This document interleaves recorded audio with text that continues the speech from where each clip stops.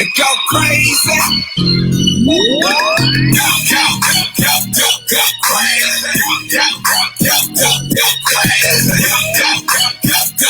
crazy. All the way from the go crazy like a dum-dum. East side on board where I come from. Damn, on the floor till you go numb. No fighting, no hating, no red rum. This is O City. All the way to the bay, hit the base for me. Catch a case cause it's beating up your Chevy. Get you moving side to side, getting all sweaty.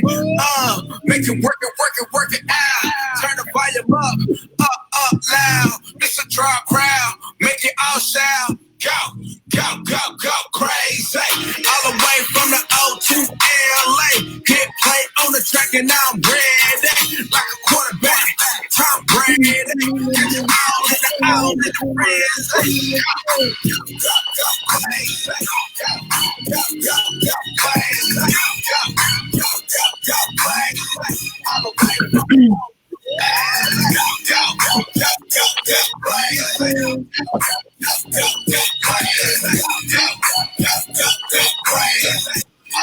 from the love us. We heard the buzz and turned the club up.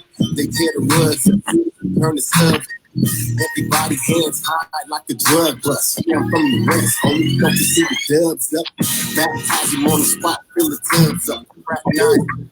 Tell him fill the cups up. The show though, original type of photo. I go, crazy, yeah, loco, and solo. Approaching loc, I represent the Ocho. Mercy together, put the devil in the choco. Either I leave him on the mat flat out, I squeeze and tell me black guys, but when they see him tap out, they go crazy. Go crazy. Go crazy. Go crazy. All the way from the Ocho.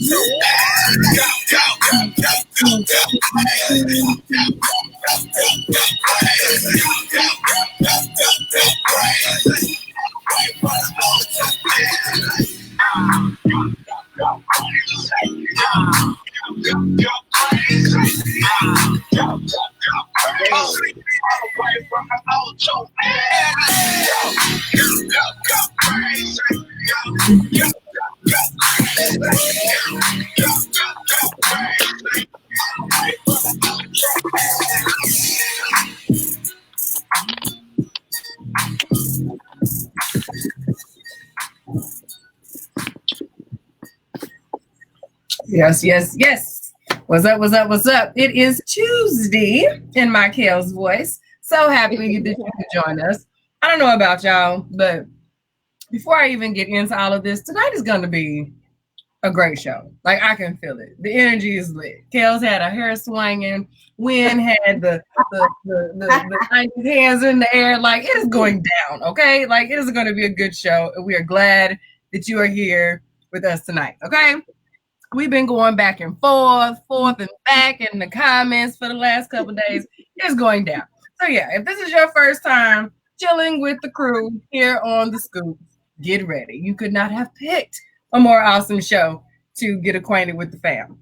All right. So if this is your first time, I do want to make sure you know how to go and interact so we can elevate your experience with Scoop. We are an interactive show.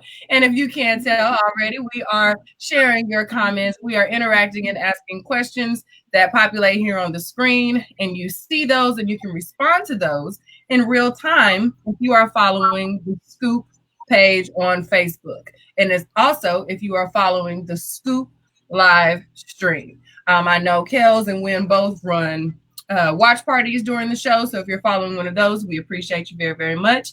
But please understand that we will do our best to slide your comments in when we can. But if you are interacting on the Scoop live stream, you're in there like swimwear. So please be sure that you share that stream and that you comment on that stream. You say what's up on that stream. Wynn has asked where you repping from on that stream. So go in and rep your city right now. And let everybody know where you from and where you would like for us to say what's up to on this evening so we can see you, boom, across the screen.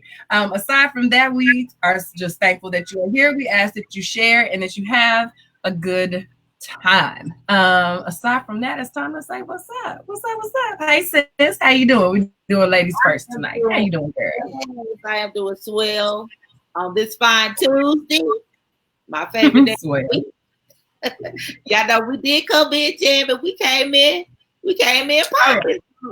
Yeah. We ready. It is done. Yeah, it is done. Tonight will be a phenomenal show. We're gonna have a good time. I can't wait. So look, Wynn still sneaking his chicken, y'all.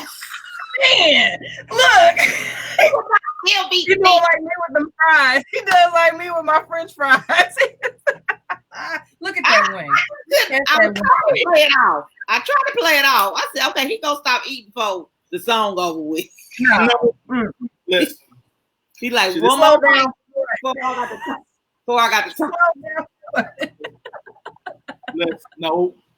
Look, How you Like doing? second time tells Q, ask her one more question. We got time. Go ahead. y'all give me that. I don't know. Yeah, what's up to the live? My homie, I just saw my homie Alyssa check in. You know, we need you now. You the co-host. You got What's up? she on time tonight. What's up, Alyssa? Hey, Shalita. Out to Shalita. Listen, What's Shalita, up, Shalita? you done got this chicken. You got blessed. Yes, look at that anointing. Turn on the jagged edge. You the jagged. Yes. Yeah, I love it. Yes, girl. 100%. Hey, I saw her looking at that chicken. She got my vote. Okay, like I saw the chicken was looking. You know, Yeah. I can't even I'm hate her. flying right on up to the table. You got 2 my pieces of cornbread, please. Go on, give me. two thumbs up. Go. Yeah, right. So we know you're getting fed this evening. Aside from your belly is full, how are you, bro? How you doing this Tuesday? That's all that matters. Listen, So it is well now. all is well. All is well in this world. It doesn't even matter. No, it's good. So they on my watch party talking about they love your makeup, Q. So yeah, so your makeup is doing it over there. Thank you so much. I appreciate it. Yeah, how you I doing? went live doing my makeup this evening. You can slide on over to my page if you want to see how I created it. Thank y'all. Other than that, you good? You good? How you doing? Oh yeah, I'm good. I'm glad I finally checked that Lakeitha and my sis Courtney Walter has been fussing. I mean Courtney Walter too, actually, but Courtney Moses also have been fussing at me for a while to do a video of my makeup. So I did it today. It's checked off the list. So now it's like nothing. I can do it again now. So I'm glad that I did that. That's I didn't get. I'm gonna go back and watch it. I didn't get to see all of it. But. yeah, it was cool. Anyway. But yeah, before we jump into these topics real quick, of course, y'all, if you have not hit the share button, please do. Here is why. So yesterday, our friend, the famous Black History buff that she is, Jamaica Lewis, bought 5 Money Mentor Credit Rebuilder books, 5, for me to give away to you all. So y'all need to hit the share button, and if you like the Scoop page, then it will automatically put you in the drawing to win one of those that Jamaica. So y'all can thank Jamaica. Again, she bought 5. I don't know if I'm gonna give all 5 away. Depends on how many hit the share button, but 5. So if you don't know what the Money Mentor Credit Rebuilder book is, it is every letter that you need to fix anything that is wrong on your credit report. So I'm selling it right now for $7, but Jamaica giving away to y'all because she love y'all. So y'all hit the share button and make sure you like the Scoop Radio Show page. All right, that's all I got. Yeah, y'all better share. Right. You come Y'all out better with some good credit. Come out of Corona with some good credit. I'm just saying. Yeah. So, okay. Kind of hot. Jumping these hot topics. Yes. Because they are really hot tonight. I just want to remind y'all to follow us on all of the social media. Follow us on Twitter at Real Scoop Show. Subscribe to the YouTube channel, which is The Scoop Show, and join our Facebook group, which is The Scoop. We've kind of already had our commercial about the Money Mentor, and you can purchase that by inbox and win, or you can share for your chance to win. I had to do that twice. Anywho, the first hot topic is I told my partner to propose or we were done. Yeah. I've mentioned before about the whole pushing men to marry you or giving ultimatums, because I've had a woman tell me that before. She was like, "You ever give it to your boyfriend's ultimatum?" I'm like, "No." She's like, "Well, then that's why you ain't never been married." I was like, "Oh." Oh, damn. She's like, "Girl, you got to give him an ultimatum." I'm like, "Nah, I'm good." Right. I'm super good. So, yeah, I'm gonna go ahead and I'm gonna start with Winfred. As a man, have you been given an ultimatum, and what do you think about ultimatum? No ultimatum. I think it's preposterous to do it, to give somebody an ultimatum to propose. Now I did read the article, and so when I read the article, my initial thought. So she says, for those who haven't read the article, that they lived together for a summer. And then after that, that's when she said that she felt like she would do it. And later on, she expressed how they were both in church. They were both Christians. So I took that as, I think she felt guilty because they was probably having a whole lot of summer sex. And so she probably thought, I need to go ahead and do this before I get in trouble. She probably felt a little guilty. But I don't think it's wise to do that at all. Yeah. As a man, do you think you said you've never been given an ultimatum, so you don't think you would be pressured into it? Would you break it off, or would you just tell her, no, I'm not getting it? I would just if I wasn't ready, I would just say I'm not ready. Mm-hmm. But I'm also one that I think that we should be having these conversations throughout. So if I'm serious about you, then Excuse me. with you is something that we'll have on a regular basis. Like we'll be talking about future plans. So, and if I'm talking to you about where we're gonna live, what kind of house we're gonna have, then this is not a new thing. Yeah. And I don't have a problem with somebody asking about a time frame or a timetable or stuff like that. But to say, if you don't marry me, I'm in this relationship, I think that's too much, sis. That's too much. Yeah. What you think, Q? I see you nodding. You already in the no. This is just silly. Let me find out some little girl done him Deidre up with an ultimatum about some marriage. I wish she would. Sunday dinner is gonna take a while. Okay, we're gonna be making appetizers for a good long while. Okay, because no, hell no. Like this just sounds silly to me. You know why? Why would you want to start your relationship started out that way? And I think the woman in the article said it worked for her. You know what I mean? And I'm thinking to myself, I can only imagine what this man thinks. You know what I mean? Like when it really gets down to it, their first real in the trenches moments, the first time she really, really pisses him off. You know what I mean? I don't want to be here no way. You know what I mean? Like, I don't even like you like that. Like, she gonna get her feelings hurt. And it's gonna be nobody's feelings, nobody's fault but hers. You know what I mean? Because like you strong-armed yourself into a forever. And now you get what you get. You know, I'm here for the organic love. You know me, I like easy breezy. Let it flow, let it feel good, let it work. I mean, we have a live comment I'm gonna read. Let's see.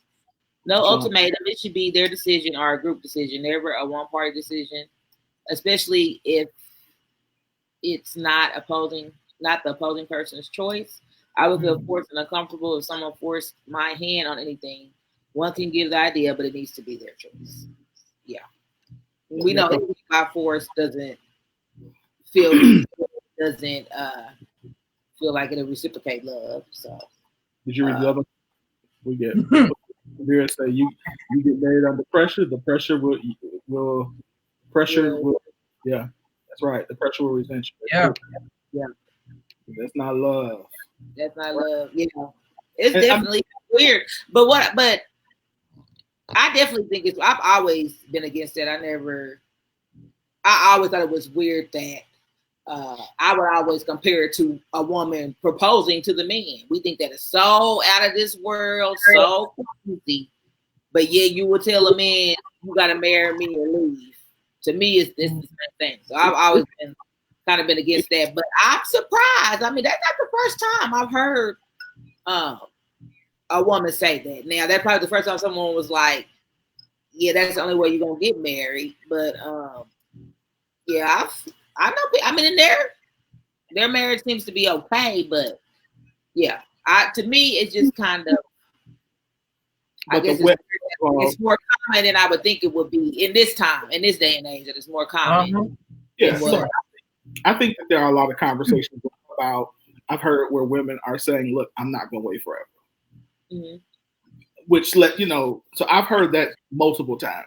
But I think to say, if you don't propose to me soon, I don't. That's. I mean, even after a certain time. What if y'all agreed on a time and he didn't come through? Then ask that or leave. Like I'd probably ask what happened? need to do to get there. We missed our date. Is there a reason, or did we just forget? What do we need to work on to make you more comfortable with that? Yeah. You know what I'm saying? Like I'm actually okay with, or I think I would probably be more like the woman that would lead with the "I'm not waiting for everything," but that would be similar to how Wynn said you would know what my expectations were throughout our conversations and our dealings with each other. You would know that, I'm dating to marry. I'm dating to marry. These are the things that I'm working towards. These things, that is what my goal is. Yes, all of this other stuff is easy breezy in the meantime, but I ain't playing around. Like, I'm not sitting here just trying to chill. You know what I'm saying? Like, that's the goal, and I'm not going to wait forever. No, I'm not trying to timeline it, but no, we're not just going to be dragging our feet either. I think those are things that when you just have those conversations consistently, you don't have to summate them that way. You don't have to sum them up and be like, hey, I need this, and this, and it makes it sound like it's a task list as opposed to something that you can work towards as a couple. You know what I mean? Like, I think you ultimatum me, it's a wrap. Like, I'm not listening anymore. Like, don't sign on the dotted line me. Don't do that. Don't do that. Yeah, and Alyssa brings up a good point about it being romantic. Yeah, I don't see anything romantic about an ultimatum unless go ahead and propose then. Make it romantic. You propose. If you're gonna give an ultimatum. If we put it in that terms, I bet you ultimatums will stop. Our proposal will go up one way or the other. But that's essentially what you're doing. You're just forcing another bill on them too. Instead of you buying him the ring, you forcing him to buy the ring. Instead, that's essentially what, but you're still proposing. You're just setting it up. That's essentially setting up your whole situation. But on top of that, you created a bill for him now. Because now you got to go buy you a ring on this forced proposal. Instead of you buying him the ring to propose to him. I'd be like, hell, go get my ring. Go get my ring. Like, the bare minimum you can do is come off of me a good ring. I want a cup. I want a trio of diamonds. All three of them. It's a trio, honey. It's a trio. Yeah, I think most of the sentiment was no on ultimatum. Which is surprisingly, because like I said, it's more common than we think. But we're gonna move on to the next one. I know this one's gonna be sizzling. Do black men take from black women to feed their ego? Oh wow! You read this? You got to read the scenario. You want me to read the scenario? You can make it. Oh, this one. Okay, so my brother is always trying to play matchmaker, and he has the most lamest, amateur, conceited, choose me because I look good friends. I don't give a flying F how good you look. That's a bonus, not a turn on. And I love black men, but I just want to share my experience with the white men and why I feel I don't have a man in my life. Oftentimes, I carry a rolling case. When a white man sees me, immediately he grabs my bag and opens my door. Black men just pass me by. When I get to work, he introduces himself, asks me where I would like to sit, what I would like to drink, fixes me hot coffee, adds cream and sugar. When lunchtime arrives, he even offers to buy my food and all without ever initiating sex. And it's not even a date. Black men need therapy. It's all tick for tack with them. I feel like that all they do is take from Black women to feed their ego. What they fail to understand is that the biggest, most prized man is the giver who expects nothing in return. The man's role is to give. That's why he has a penis, blah, blah, blah. We get the gist. That's a lot. We get the gist. And that's enough. So with her experience, what she's basically saying is that she doesn't feel like she gets the same respect, care, or attention, to me, to kind of sum it up, from Black men that from white men, especially when it comes to getting to know them, or, you know, strangers. So yeah, that's kind of, it's pretty complicated. That's kind of this topic was kind of deep if we take it there. What you think, Q? What you think about her experience? Or I know you work with both. I mean, a diverse team. So, how do you feel about the situation, or what have you observed? Okay, so I'm going to go with the more sane line of conversation first instead of that. So yes, I do work with all kinds of colors and nationalities, and have for a very long time. And I can honestly say that my experience has been pretty respectful across all of the spectrum. I get doors open for me. I get extra assistance. Like, I'm not overly feminine or anything like that, but I smile. I have conversation. I speak when I'm spoken to. I'm personable in my workplace. You know what I mean? And I think that garners that reaction from me. And I can say on the days I'm not feeling it, I get a different reaction. I get avoided. People, your energy is something that you don't always have control over, but you have control over. So when I read this, I thought to myself, I can only imagine the expectation her body language sets when she experiences Black men in her workplace. Like, I can imagine what she sets herself apart from interacting and engaging with people, anticipating how he's going to respond to her. And I would think that's a very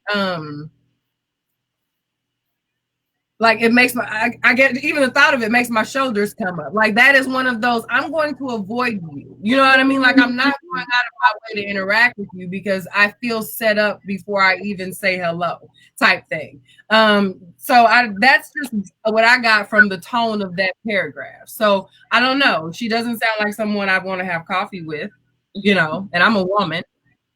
Just being completely honest, that would not be the type of conversation that I would want to have. And I'm gonna think, if you lead with that, like, if that's what your soapbox says, I'm not interested. So I can only imagine how a man would be turned off by that.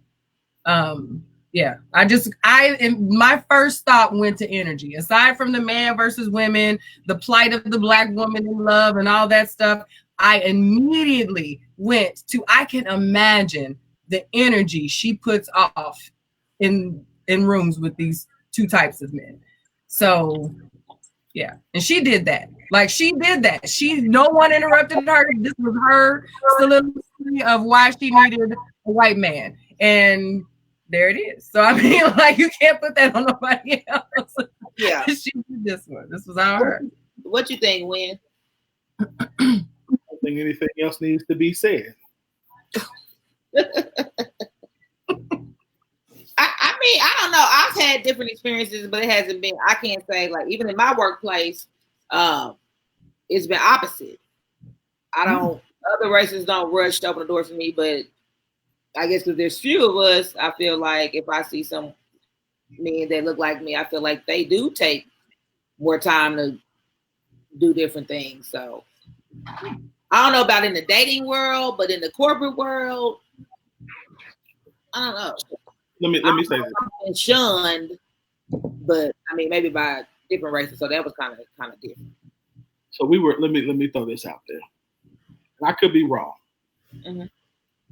Fleet and I were having a conversation the other day, and I asked the question. We were talking about how people who don't see me outside of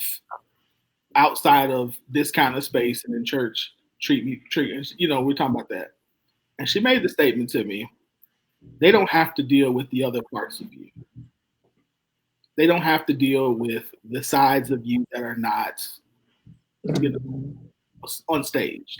We'll use that. Yeah. And I'm like, that's true.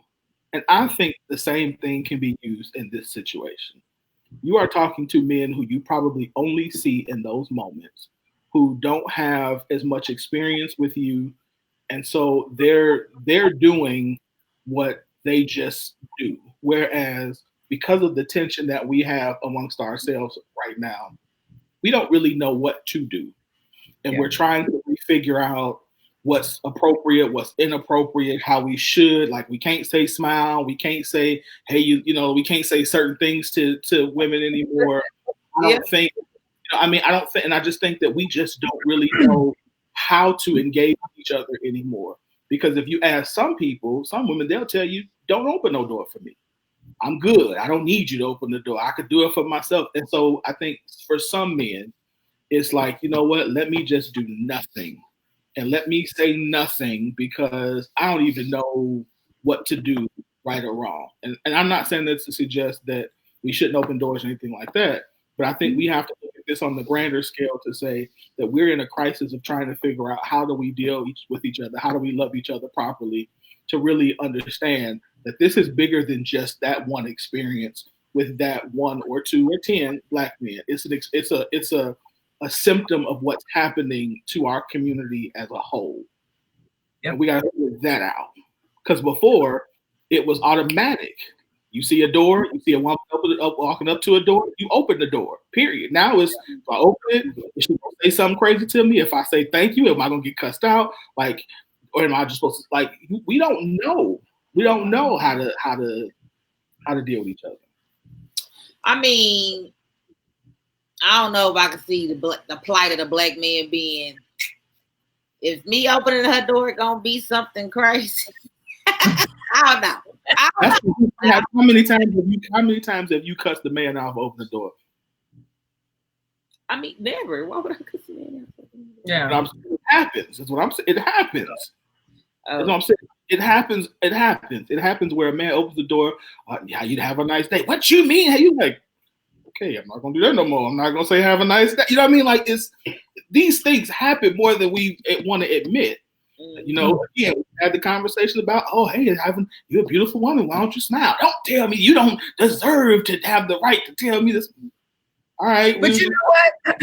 Even when we have these discussions, I have never, as much as I don't like a man to tell me to smile or tell you to do what you just did, I don't think I have ever turned back around and told a man, don't tell me to smile. Like, I've never gotten buck in response to a man. I know women have, and I've always thought to myself, damn, you know what I mean? Like, that's always, even as a woman, seemed a little bit over the top to me. So I think women, when we speak on social media, have a just like men, because we know that a lot of this happens hypothetical in what we able to express how we really feel about a thing, because it's generalized. So like, we get to say, I really don't like that. Like, y'all can stop that. You can stand to stop that in a different way so that you guys get the memo without having to get called out as you opening the door at 7-Eleven. You know what I'm saying? Like, in the morning to go get coffee. Who wants to start their day like that? But I think sometimes the us saying we don't like that when you do that gets translated to real time. This is all of a sudden women are snatching around and telling dudes, don't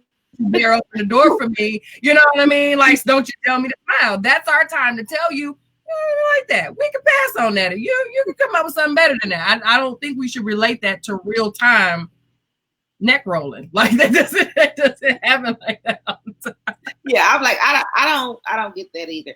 I think I think the point that she was trying to make was based on dating. Like, I think she just used the whole scenario of the men, you know, carrying her bag. Because to me, that's extra. Now, I don't know. I didn't have to carry stuff in the building and stuff, and they'll take it to your car and stuff. I ain't had no man carry my bag and then fix my coffee, and then he trying to holler or something. Right. That's a little more. Yeah. That's different. Mm-hmm. So I was wondering if maybe she was trying to give an example because she was talking about her brother trying to hook her up with guys. So my thought was maybe maybe your brother is that type of guy. Maybe that's who. I mean, maybe it's the circle that y'all hang. Yeah. We said something very interesting, which I think is true too. She says, give me all the chivalry, but I do get where some women will assume they expect a number in exchange, similar to accepting a drink at a bar. There are some men and women that think that form of niceness is flirting. I do get that vibe more from Black men than others. Now, I do get that opening a door is not but again, I'm not a woman, but I've never equated opening a door with getting a number. But I will say that if I was trying to flirt with a woman and I wanted to get her attention and opening the door, and I opened the door for her, if she responded a certain way, I would think, oh, I'm about to get this number. Okay, she cool. Her energy is, like you said, her energy is cool. She seems nice. She, so I do get that sentiment too, as well. But I don't think you should give me a phone number just because I opened the door. Yeah. That's a good opener, though. That is a good opener. Yeah. Just don't tell the smile. No, I'm kidding. See, we're gonna move on to the next topic. We're gonna move on to the next one. This one is talking about deleting all the men in your phone, and this. Oh my God. Two or three different spaces. Last couple of So the girl says, my battery died in my car. I called my big brother. He came to where I was at, and my brother said, every man number you have in your phone, delete it. And I'm serious. Like, okay. I guess that's her saying that. So the question, our questions was, were you raised with this attitude about, men being realistic? We're still on the same kind of topic. And would you teach your children the same kind of golden rule? Yeah. Woo! I would never think something this trivial would blow into something like it did. Like, even still, when people were still discussing it, I was like, y'all still add details. These people on vacation in Florida and on one Sunday night as the moon was hit. Like, where did y'all get all that from? Like, and be going in on something that ain't even part. I'm like, I've done it. I've fallen victim of the rabbit hole. This one, it was too many. Like, every comment, like, what are y'all talking about? I don't get it. So my short answer is, I was raised like this. I have always been told, if you got a man in your life and he don't do nothing for you, then don't call, don't call us. Don't call parents, or brothers, or whoever. So, Q, I'm gonna save you till last as you posted this. So, Win, what did you think about it? So I interpret the way you just said it. In terms of if you have a man in your life and he's not doing anything for you, then that's how I interpreted what Q was saying, and I agree. Yeah. I agree, and I said it on the post. I said if I was dating a woman and she saw me in a bind and did absolutely nothing to help, I would get rid of her. To me, it's that simple. It is a matter of, and again, it's a matter of trying. Like, if you can't do anything, that's fine. But even if you can't do anything, expressing that you empathy or sympathy, or I'm sorry that something. If you don't, I almost said something. Help.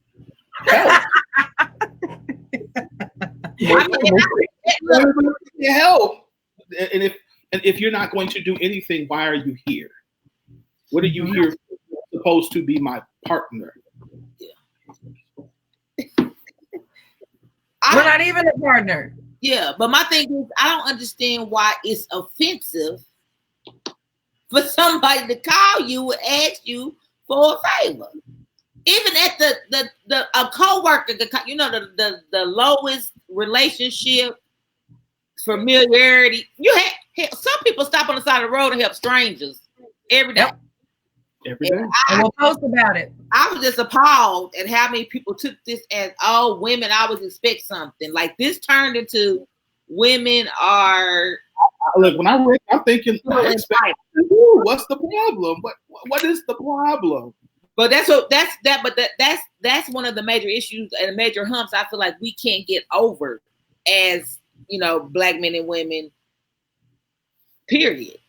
Is this perception of if you do something nice for each other, it's some, ulterior motive or some kind of big grand scheme of things to just be nice to each other. Yeah. Go ahead, Q. I'm gonna let you go ahead and give your thoughts. You guys basically said it. Like, I do not know how this got so.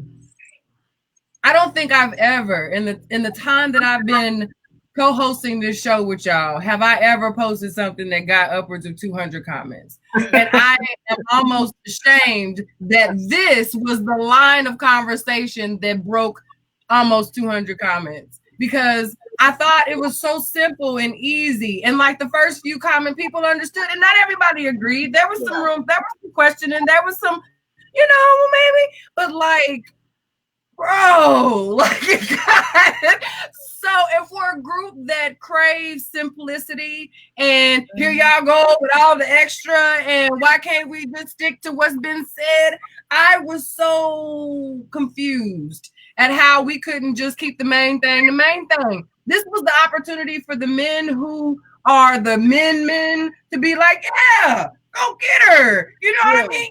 Yeah, I'm gonna be there. Like, and this only made me more disappointed and frustrated to know that this is when not attached to a woman that you could possibly be laying down with is how men are thinking. When it comes to simple assistance, this is how men are thinking. Oh, we just effing and I mean, like, what kind of relationship? What's the context? She should be able to jump her own battery. Like, she should be able, oh, my daughter, if you don't get out of here. Like, it was not that hard. I was done with my own damn post. Like, I turned off notifications on my own post. I was hovering over the delete button on my own post multiple times. All throughout the day, because I could not believe this group of educated, degreed, professional people who make multiple commas and will boast about it could not have such a simple conversation about covering somebody that you're willing to get under the covers with, possibly be doing life with. Like, we let this get so far out of proportion, like so far, but then on another post you want me to believe that you here. I stand for y'all. I support y'all. You beautiful. You the queen mother of the earth. Everything you do, we do is for you. You don't support us. We just want you to be our corner. We so broken. Boy, shut up. I'm gonna be on none of them. They don't be on none of the nice posts. The ones where these problems, they don't none of the nice posts. This would have irked me on your post, on Joe Blow's post. It is not just because it was my post. This was stupid. Like, I just cannot believe it. And I was able to have this conversation civilly amongst other people just today without any issues. When you were able to do the same thing on your page, we had no problems. It didn't hit 200, but it was a good conversation. It had questions and back and forth and debate and thoughts were had. It was awesome. I was so frustrated. I won't post it. I stayed away from my own damn group all day today because of yesterday. Like, I didn't do nothing in our group today because of yesterday. These same men love to I read that comment too. Jamaica saying, cute, those men swear that it's women who are bitter when they're the ones who have serious issues. Because That seems to be a lot of the underlying issue on any topic that blows up like that. I'm gonna go back to. I'm telling you, it's what I said earlier. We are. It's just where we are. Like, we got to admit, like on both sides, this is where we are. And I was on the same thing they would argue about women about. This really brought it to like the same. I mean, it was almost textbook. Like every characteristic you say that you hate on women posts and topics and stuff, like it was just blaring. And Larry side, no accountability. They love to say accountability. Oh, something's wrong with your picture. They love to say that. I mean, just all kind of stuff. And I'm like, I wanted to say, would you tell your little sister the stuff you saying on this post? No, you would be saying the same thing that the brother to the chick was saying. Like, like, what are you doing? You would not say that. If I had to do that for Wendy, I would do the same thing. It's just that simple. That's why I'm like, where's your dude? Oh, he can't come. Oh, he's not your dude anymore. Oh, okay. Yeah. I mean, but it does say a lot about society too. That I mean, because we know there's situations like this that people get in these situationships. Like we gave the Friends with Benefits. We gave it so many titles to keep it separated from having a title. You know what I mean? Like we gave it that we have reduced even friendship. Even if you're an intimate friend, we have reduced that to, you know, would you bring me a plate if I was hungry? You know what I mean? Like, why is that even having this? Why are they coming up when we're talking about this one situation? Yeah. Like, do you agree with this one situation or not? So, definitely. I thought we were getting better, but it seemed like week to week. We took a good giant step back on this one. I just can't. 2020. I think it's part of the 2020. It is. It's Corona. I'm gonna blame Corona on that post. Yeah. I'm gonna give that one to COVID. I was saying the overall attitude. We was doing so good on coming together. You know, the plight bringing men and women together. Look, and then it's like we're gonna blame it on the Corona. Yeah, we're going to Corona, so we're gonna move on. We might not. I don't know if we can blame this one on the Corona. Okay. And it's something that I know. Boris is like my first baby daddy. Like that was my favorite crush. So I was really upset when he got married to her, and I want to be like, see, this is why.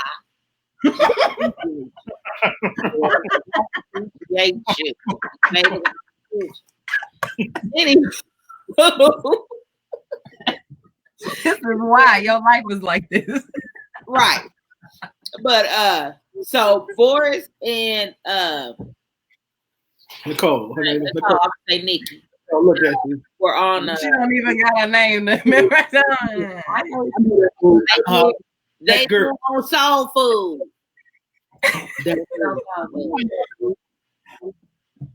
Anywho. So they had a conversation with another couple, and Nicole says Boris looking like WTF, where the blank did that come from? This is your wife revealing how dissatisfied she is in her marriage in front of the world on live, and she wants some strange. I don't know if she went that far, but she did say she wished that she could go back to the boyfriend-girlfriend stage with Boris. Like, I guess she wasn't feeling the connection or the attention. And even when I watched the video, I was like, he's so unconcerned. I'm like, he's steady eating. Yes. He's like, he dropping some. Yeah, he dropping some. Look how he looking there, drinking water. He is so unbothered by her comment. I would go to you first, Q, this time, since you are married. What do you think about her statement? What do I think about her statement? I think when you've been married as long as they have, those types of things you hear all the time. I agree with some of the folks who've been married for a while who also said this is not the first time he's heard that. I think he showed more response to his boy over there talking about I still da. He was like, oh, okay, that's okay with him is what I got, because he responded to him. That was in direct response to him one-upping him. Oh, I still do that for my. Oh, okay, is that right? I got you, bro. You know what I mean? Like as soon as they cut, he was in the. Oh, is that what we doing? Oh, okay. Oh, you do that still? Got it. You know what I mean? Like, oh, you put me out there, bro. But he was eating she talks like this.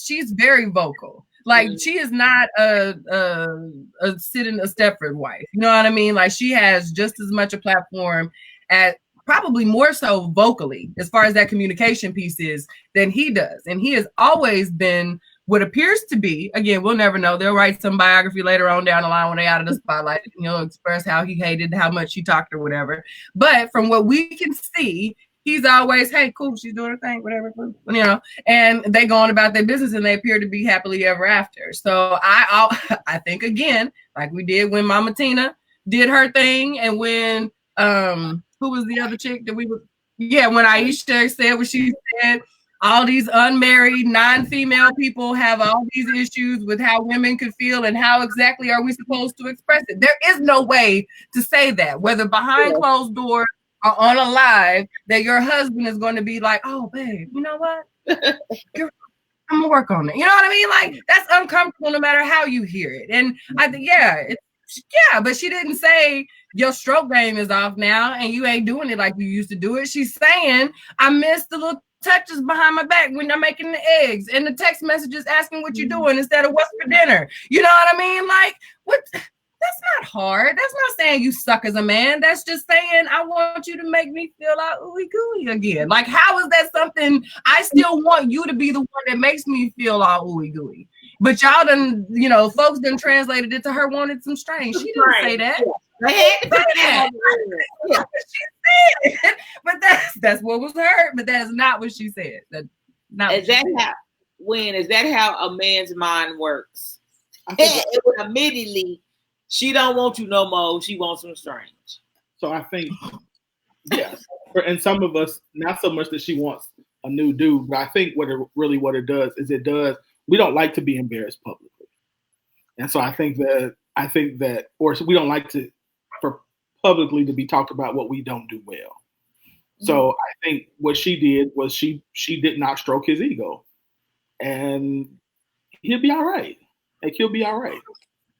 I don't think this is the end of the world. I don't think this was like what I said was, unless this was something they had already agreed to not do, I don't think that what she did was wrong or bad. Now, had they have already had the agreement that they wouldn't talk about this kind of stuff publicly, then fine. But to say that you don't like something or that you want something to be different in your relationship, it is not comfortable. It's not comfortable, but it's just the reality. Flip it. And so I flip it. If as a man, he says the same thing, I wouldn't have a problem with him saying that either, because he can say we used to do this, and this before, and now she doesn't want to do. I miss those things. I don't see that being a problem either. Again, unless they've agreed that is not something that they will publicly talk about. Yeah. And the video we saw was like 36 seconds. We didn't see any of the previous conversation. We didn't get to see if he had said something prior to that as far as how their relationship has changed. You know what I mean? Like there are different. It's interesting to me how, especially people of this age bracket, you know what I mean? All of us are pretty much 35 or over at this point. If you're younger than that age, apologies. We're going on our numbers. Our analytics say our target market is starting around 35 or so. It baffles me that we can be in this age range and say we crave honest, truthful conversations in an effort to be better. And then when we set ourselves up to have a conversation about relationships, a real honest relationship, because both of those couples have been married for quite a while. Those are long-term marriages. Those aren't newlyweds. Neither of those couples are newlyweds. So I can imagine if they're going live together, they were dolled up, okay? They were planning that. There was an expectation set for that live. Nobody wants to sit up there and see these super rich, super beautiful, long-term celebrities type of, oh yeah, we're perfect. Oh yeah, we're perfect too. Oh yeah, he does so great. Oh my gosh, she's beautiful. She's everything I could ever want. Nobody wants to sit on even your live and watch that. We want to know what's going on so that we can see how are we relating to this. Is there a way that this could spark a conversation within our household? Is there something that we could do to get better? So like, it's just interesting to me how people who crave such honesty and such truth are like, oh no, behind closed doors, you should honor that man. You should not say that out loud. Like, come on, she didn't cuss him out. She didn't neck roll. She was like, I miss this about my man. Like, I wish this was a little bit like she literally leaned in and was like, I miss this. Like, I don't understand how that was translated to her being disrespectful. I don't. And it don't seem like Boris was bothered at all. Yeah. He was uncomfortable. He was clearly, his response was one of uncomfortable. But I can't say if he felt disrespected. I will say this though. I think part of the problem is that culturally we are taught not to talk about negative things in front of people. We're taught, especially in our community, don't tell nobody our business. Keep that stuff in the house. Keep that between. So I think that's, again, is what we're pushing against, and what we're not used to seeing. And I think the other part of that is that there are still some things that couples choose to not talk about. Because even when we have tried to get married couples on this show to talk about relationships, they refuse to come on here because they don't want to publicly talk about some of the negative things that have happened in marriage. And the other part of it is, Q, I don't think people will say they want truth, but people want truth to be pretty. They want obviously truth to be that as long as, if you're real religious, as long as you got the Lord, everything's gonna be okay. And if not, as long as you got money, you're gonna be, you know what I mean? So I think we want the appearance of what truth that looks like the story of wedding on television. We don't really want that. Sometimes people get comfortable in relationships and you stop doing things that you did initially. And guess what? Sometimes in relationships, you need to be reminded that you have been sucking lately and that you need to quit being lazy and get back on the things that maybe fall in love with you. And that's for men and women. And that's just the truth. We just suck sometimes. And we got to be able to be told, you sucking right now. And you could do better. And I want to live in a world where a woman could be told that on public, in public, on live, and it be just received the same way that we're expecting it to. I don't speak from different sides on this. I would expect a man to be able to say, I would want him to say, you know what? I've been seeing sweatpants and the big t-shirt for the last 6 months to a year now, and that's not as sexy as I'd like for it to be. I could do without the sweats and the tank top. You know what I mean? Like, and she should be like, you know what? I'm burning them some bitches tonight, baby. You sure right. You know what I mean? Like, that shouldn't be I'm gonna go cry in the car. I can't believe you just destroyed me in front of all these people about my sweatpants. She shouldn't break down about how many kids she's had and how many meals she makes a day and why she's so tired when he comes home. Like, shut up, put the damn pants up and put on the negligee you got them with and go on about your business. Like, those should not be earth-shattering conversations for us. That should not have been the headline that it was. Their whole relationship has been questioned. His manhood has been put on display. All of this behind 36 seconds. We can't find the full live. Like, we can't even find the full live no more. In an archive. We don't even know what the rest of the live said at this point. Oh, no. Did you have something to add to that? Huh? Did you have something to add to that? No. Let me listen, and we can move on. So let me add this as a man, and I'm sure men and women do this. One of the things that I've had to learn because of the way that I process and I deal with conflict is that sometimes when I hear stuff like that, when I hear that, I hear negative things about me, I translate that to something is wrong with me, or something is wrong with us and our relationship is about to end. I've had to learn and am learning that don't mean that. That just means, again, you're sucking right now and you need to step up and hear it through the filter of this ain't a problem. Like this ain't the world is not about to come to an end. I just need you to do better. And I think that sometimes we have to understand when we hear things, why we hear them the way that we hear them, and then we got to grow from them. Yeah. Right. Yeah, and again, we don't even know if her and boy even tripping. That's us out here on the outside. They done probably come home and he done hit on the butt and they back cool. Let's see. We could probably get into this real quick before we move on, but should the government keep the $1,200 stimulus for men who are behind on child support? So it says the state of Oklahoma is denying stimulus checks to non-custodial parents of children who are behind on child support. Do you think it's fair for the state to deny these parents the $1,200 mandated by the government, or should the custodial parent receive these funds?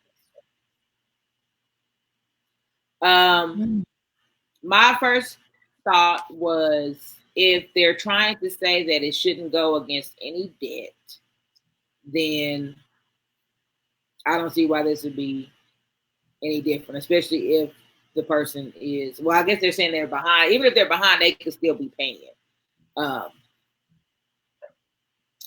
That's my initial thought. Is that if they're not gonna, if it doesn't go against any debt, and they're saying that people should be able to get it, then let people get it. But that's just my initial thought.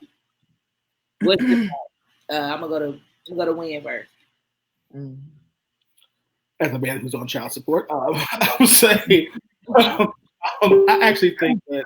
So my initial thought was give it to. So in the instance, let's say the mother is the custodial parent and the father is behind. My initial thought was give it to the mother. But then I looked at it from the nuance of I see that, but what if this man is in a position where, like the other 20 million Americans, where he's not working, and so now he doesn't have any income. So now he's in a position. What does he do in this position? Granted, I understand he's behind. Granted, I understand everything that's attached to what that means. But at the same time, it's like brother needs to eat. The man, not brother, but the man needs to eat as well. And so if we understand people need to eat. So like, how do we? Like there's some complexity to that said to me that says that like we don't know the situation of this man, and if he doesn't have any, like he don't have no food, he don't have any, and now this $1,200 was supposed to be, like now what? He don't have a job, so what does he do? Mm-hmm. So it brings some complexity to it, and I think the other part of it is they also put in this bill that you can be behind on your taxes.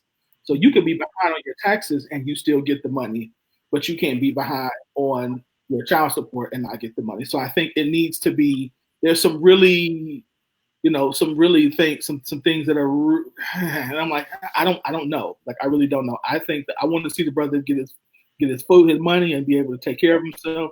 But at the same time, I do see if you're behind, you want to be able to make sure your children are taken care of. Yeah, I'm gonna go over the queue before I respond again. But yeah,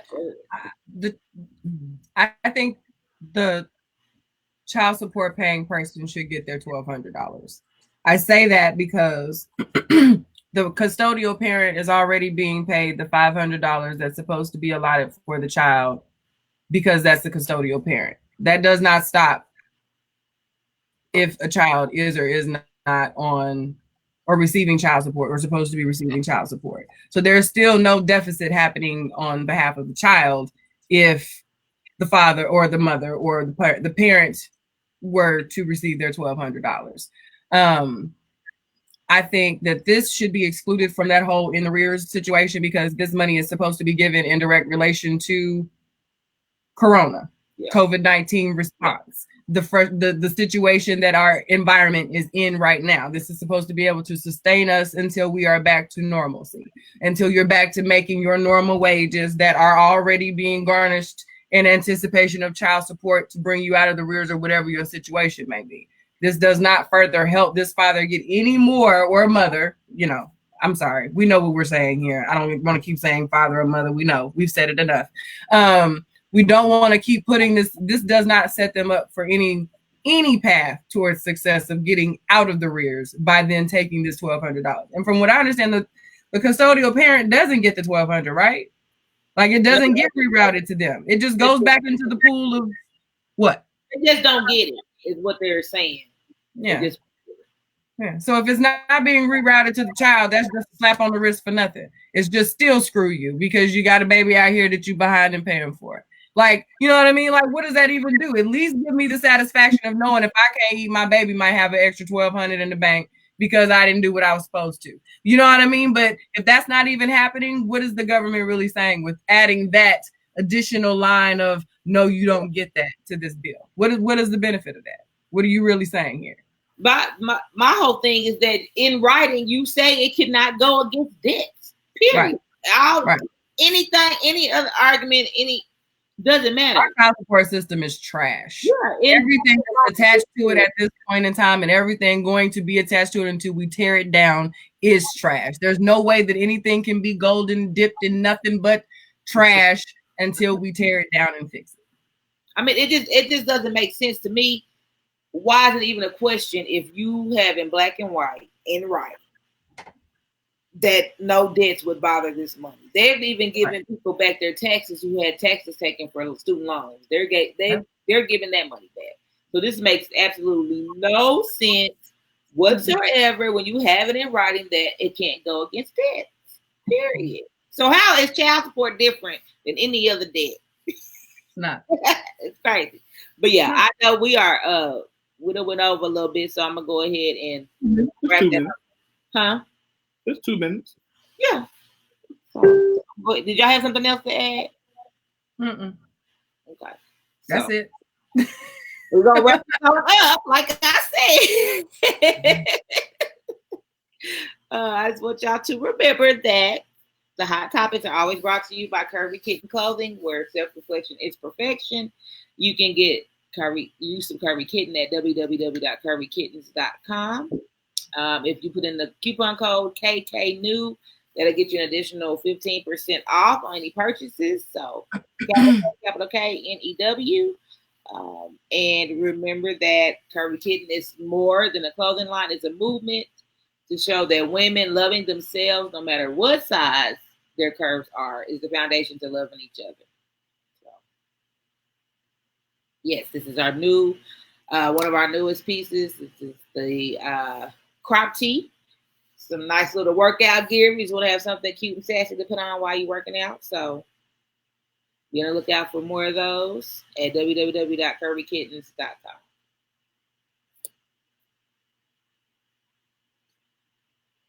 That's the end.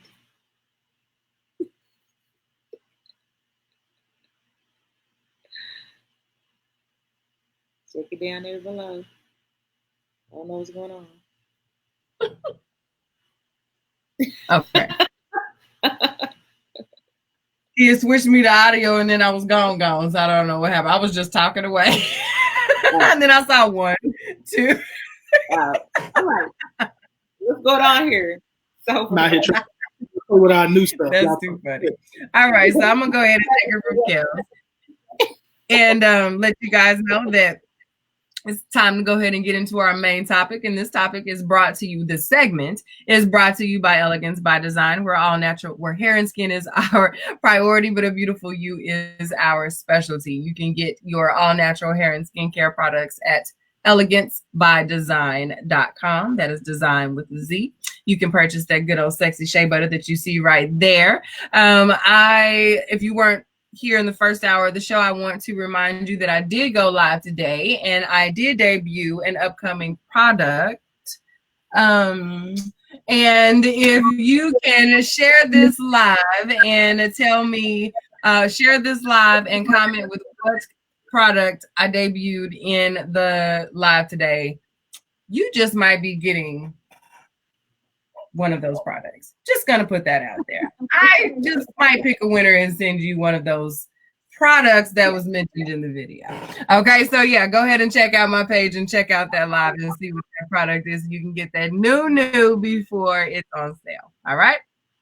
So yeah, let's go ahead and get into this topic. Today we pretty much had some really good conversation surrounding Oh, I missed the others, didn't I? I'll do those at the end. Sorry, I just went back to the agenda. My bad, Win. I'm not following my agenda this evening.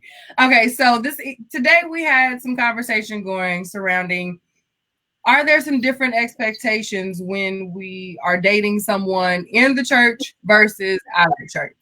And before we get into the conversation, I want to kind of give some clarification as to what we mean. When we say in the church, we mean someone who would be considered leadership, like a pastor, deacon, minister of some type, or a person who is deeply involved in the church, who is a person who considers himself religious, strict, so to speak. You know, their life is very much revolving in the church, as opposed to a person who does have a relationship with God or a higher power or whatever it is that you believe in, but is just a little more relaxed in that. Someone that is, as opposed to the other side, will be considered in the world. Okay, so I just want to give the kind of contrast of the type of people we're dealing with, so we can set the tone of what we would see as far as the relationship is concerned. So we started this conversation today, and honestly, we got some mixed reviews. We got some mixed comments, especially depending upon whose page you were on. You definitely got some mixed commentary. And I wasn't surprised by this. I really wasn't. Especially the way that we kind of set this question up. But I'm just gonna say, from my perspective, this is too much for me. I think there is. I knew Wynn was gonna laugh at that. This relationship would be too much for me. I already know that this probably would not be in alignment with 36-year-old Q. My comment on my own post was this would have been perfect for probably 20-something me, young, impressionable me, where I was still, being molded and melded and all that. This 36-year-old crystal toting, candle burning, sage. Yeah. No, I'm not. That's just not for me right now. So that would not work for me. I can respect someone who's here for it, but no. Would you say, Wynn? Why do you say it's not for you?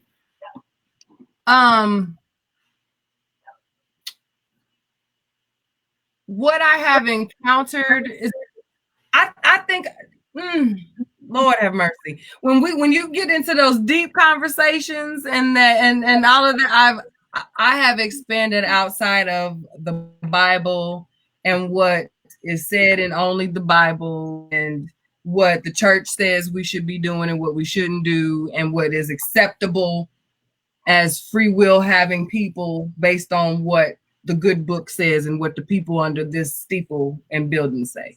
I have outgrown that. I am not interested in that any longer. So, yeah. I'm trying. Next. Kels, what you think, sis? I don't want to offend anybody, because but that's just really how I understand. Yeah. I think it is more difficult, and I can honestly say, in all of the times that I have communicated with a guy at the church, or even went on I don't think I've ever gotten past first date. Now I've had boyfriends that have, gotten saved and kind of grown in the church, and even that became too much. So what was too much about it? Huh? What was too much about it? For that particular relationship was he was very harsh because he found God, he thought everybody should be in a certain place, and I just felt like he was very harsh, and we used to argue about that. And then he thought he had to, teach me everything, or one of me, or be smarter than my, any religion background I had. So to me, it just seems like most religious guys, because I don't date women, so I don't know, but most religious guys seem to have this, I don't know, some kind of power knowledge trip kind of thing. Like, I don't know, just want to seem like they know so much, and just like, I mean, yeah, that's cool. But Bible trivia is not impressive after like. Bible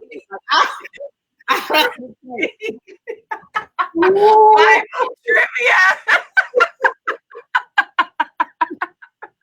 That is not what it is. Like, what does that have to do with what we're talking about, though? But you know what? This reminds me of the convo we had. Just when I'm gonna let you give your comments when you finish giggling, because I know you.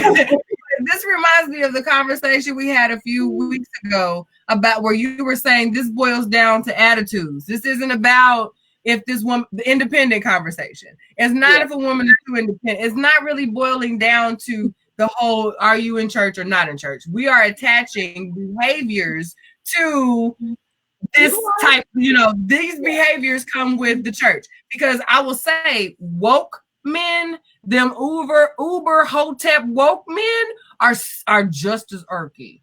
Do not queen me, sister me, right? Don't, because all of that still comes back to where you did that whole control and reprimand. Right now, reprimand is the thing. I want to correct you, sister. You have gotten so far out of the way of your original design. Women have gone so far away from how they were originally intentioned. Let me correct you, sister. Let me throw these verses at you. The Bible says, and the word says, and sister, you were designed to, boy, you don't know my middle name. If you don't get out of here telling me what I was designed to do and how I was, stop it. You know what I mean? Like, and so I think we are attaching behaviors to, environment. So it's not really necessarily the church or the woke. It is these behaviors are unattractive to women. So unfortunately, we've attached them to these buildings the men belong to. But I do want to say another part of the whole church, or somebody that's really involved in the church thing. Like, I felt the last time I experienced that, we only went on one day, but it bothered me that, lack of a better word, it bothered me that he was always like at church, and I felt like we didn't really know each other like good, and we kept planning like dates and stuff like that, but it was always something dealing with the church. So I started thinking in my mind, like, okay, so he really in church. I felt like, oh, I don't want to corrupt you, because the way I was raised, like, I'm not gonna be a Jezebel. I was like, I had to break it down to him. I was like, look, I do X, Y, Z. I don't want to correct you. I was raised in the church, so I just can't see myself. I got to separate. I'm head out. Yeah. Just like this. Right now. And he even said, what's so crazy is he even tried to reassure me. It was like, oh, be yourself. You don't have to, it doesn't matter, blah, blah, blah. Then like a week later, he was like booed up with somebody in the church. Like, I'm like, I knew that, but that's what I'm going to tell you. Then I was like, see, now I got to put you on the shit list. Yeah. I'm not going to talk to you no more, because you just couldn't let it go when I was trying to let you go. Yeah. Let you down. You know what I mean? But then you try to hold on to something with like I told you, we probably wasn't going to match. But now you want to leave me alone. Yeah. I'm like, you don't have to do that. I gave you a way out. And we argued back and forth, like texting probably 2 days, until I finally said, okay. All right. Your face said it all. You didn't mean any harm. Okay. I said, y'all know I don't back down from a debate. We'd still been debating that too much. Oh. I'm gonna let you be. Let y'all live holy, holier than thou. Y'all have that. When what you got to say before we go to these comments? Because they are coming in fast at this point.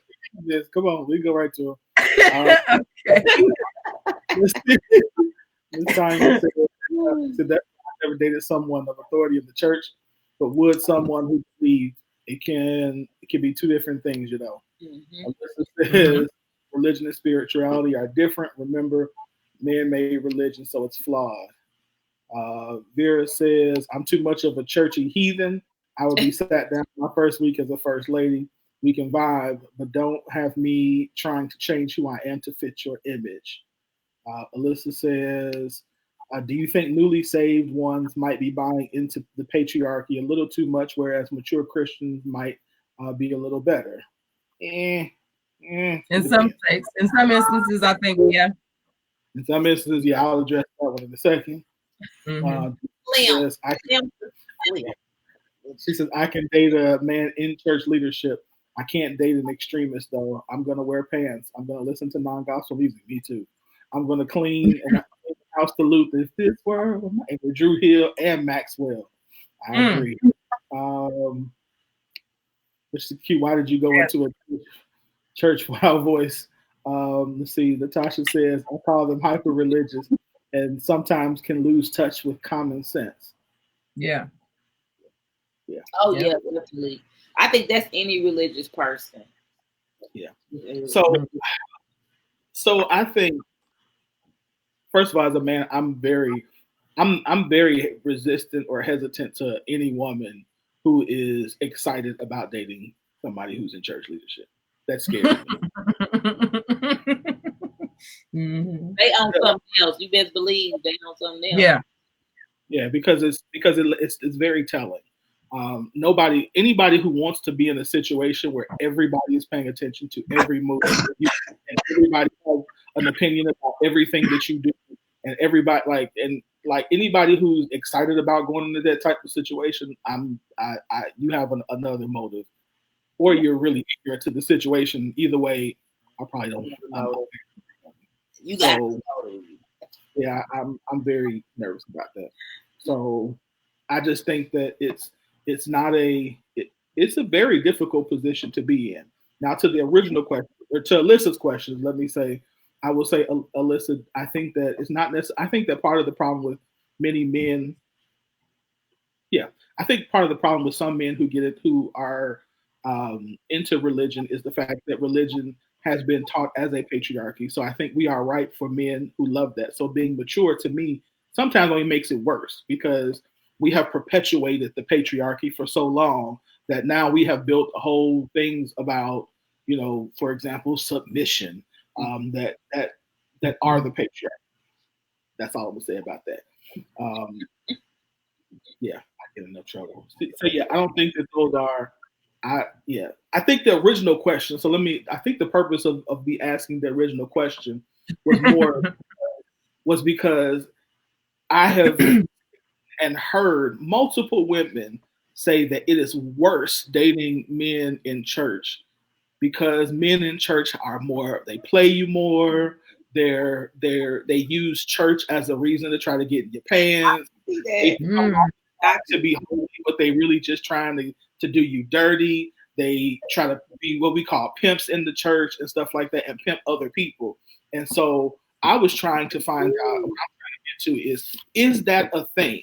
Is it really a thing that people are using, them being dudes, not people, are men in church really using the fact that they are in church as a way to get women? Like, are you really out here like, yeah, I'm Deacon Johnson, why don't you let me, is that how you trying to come on to women to get women to like you?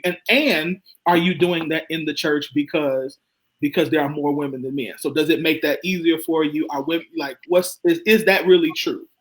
Or is that not true? Yes, it's true. I remember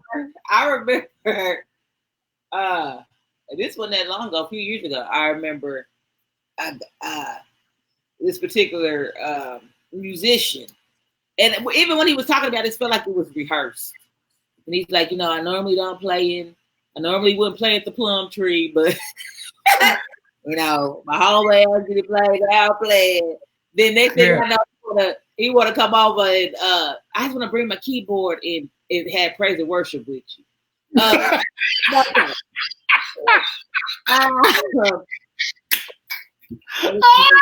night, but not last night. I would have hung up so fast. If you don't hang up. Wait, at 11 o'clock, he was trying to have praise and worship. Mm-mm. Oh, God. He was They're out there.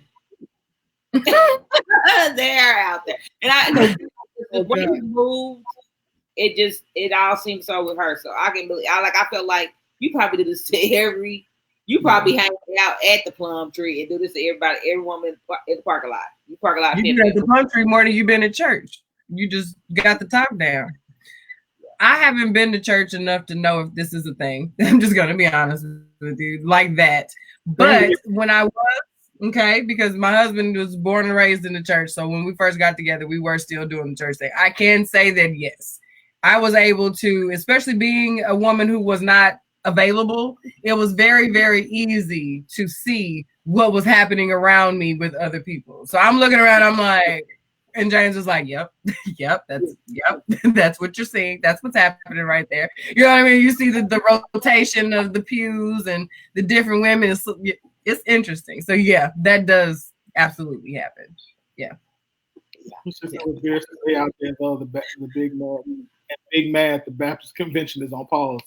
Oh yeah, that would be open season. Ooh, that was like freaking for the faithful. Oh, I wasn't supposed to say that. And you know what? I've never been to a Baptist convention, but I wasn't right, Kels. I wasn't supposed to say that. I'm sorry, y'all. So you know, I was like, people, I'm like, that people not really doing that. But then somebody told me that that when they were doing Azusa, that at Azusa that they were that what did it say that at Azusa during the week of Azusa hotels. The porn channels at hotels were used more than any other time during the year. And I'm like, this is crazy. Like people just out there living it like that, but hey. No. People laughing at Freaknik for the church. Yes, it caught me off guard. That's right there. You start burning some things right now. I don't know where it came from. Oh, Lord Jesus. Okay. It came out of nowhere.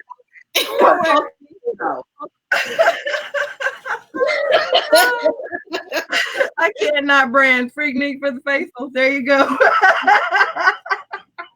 You gonna have all the men off in church. Oh my God.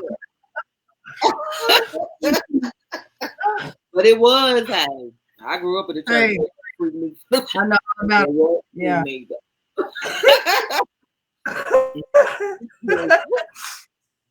Where was we? Using church as emotional manipulation. Now I see this comment that some of the biggest whores are in the church. Now I can agree with that. I remember going to different conferences, and you know, my parents have been in church as long as I can remember, and always sit on boards, and we've always traveled and stuff. And we've been at some pretty famous religious leaders' houses and stuff, and just some of the things that go on behind. It's like that part kills. I will. Oh gosh.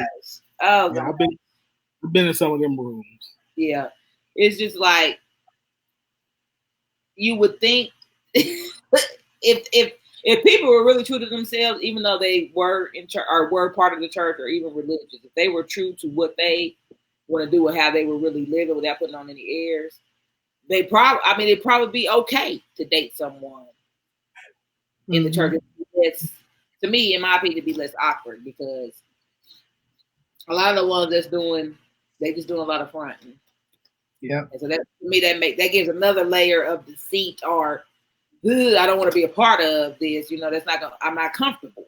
Something is like I felt with that guy. I always felt like it was just lying. You know what I mean? I never felt like even in your player way, you're not even genuine in that.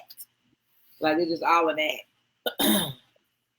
And again, still part of the person. We shouldn't stigmatize it, but yeah. I mean, and don't get me wrong, I got some. I know it's there. I just didn't think it was as big of a thing as apparently it is. Like to where if you look on my page, the post, there were several women who said, I just don't date men in the church anymore. I don't date church men. I refuse to date church men because men outside of the church treat me better than men inside of the church. I'm like, that's just, to me, again, I know that we're all at different places. I know that just because you go to church doesn't mean, but I just feel like that's just such a bad look. And that made me think about, I remember having a conversation in a singles group, but it was for Sigmas and Zetas. And when you asked that question about men kind of being these players in the church, you think they would have a different level of other people in the church because they would have such a high respect for the church. And you think that would just kind of be something that they would do. I remember asking that in that particular group. I was like, well, since it's specific for people in our organizations, do you treat people different? Do you treat a Zeta that you're dating or a Sigma that you're dating different than you would treat anybody else? And they jumped down my throat like I said, like it was something so foreign. I said, what would need this group for? If it ain't gonna be any different, what would it specialize? Yeah. Well, I said I would probably treat a guy that was a Sigma differently than someone else I would have met, because we always talk about like we have this bond. It's always something to start. So we start with like a different level of familiarity. Even if that, we start at a different level of respect as members of this organization. So I understand. I mean, they thought it was just baby. Yeah, your values are similar because you are the brother and sister fraternity and sorority. That makes sense. Yeah, that's interesting. Yeah. That's an easy transition. That's an easy connection that you would have been like, there's preference there or bias, I guess, however you want to call it, however we want to categorize it. That would be an easy. You would think that men in the church would hold women in the church, kind of precious and, make sure you, not doing anything that, bring reproach.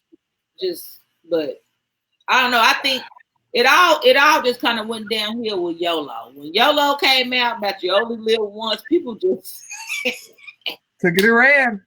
Yeah. Yep. There's just so we're so open and laid back that we don't, we make it hard to keep any standards. I don't want to be that cool. Like I don't want to be that laid back where I don't have.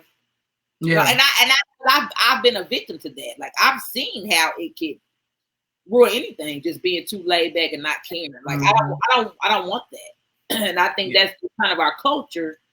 So why would someone, if I don't have to respect women anyway, period, why does it matter that they're in the church? In my church. Yeah, not hard to say. And again, I say this as somebody, again, I have a past too, so I get it. But I just never saw the benefit of using church. I mean, as that. Because you're there for the right reasons. That's why. I don't even really think it's that. I think it's because I don't have to rely on church to be the, like for some, like I've never had to rely on that to be my thing. Like, you know what I mean? Like for some people, that's your way in. So I've never had to be like, ooh, I'm going to use the fact that I'm in church. I used to sing. I used to like, I can sing. I get attention by singing. I sing Drew Hill. But I wasn't going to say, I wasn't going to be like, oh, I'm a minister of the gospel. You should like me. No. And I think just even with so many women and no, I ain't gonna say that. I just think it would have been so many women in church that it becomes easy. So they fall into, it becomes easy. It becomes addictive. Like if it's women finding out, especially if you're a fixer. Oh my God, if you're a fixer.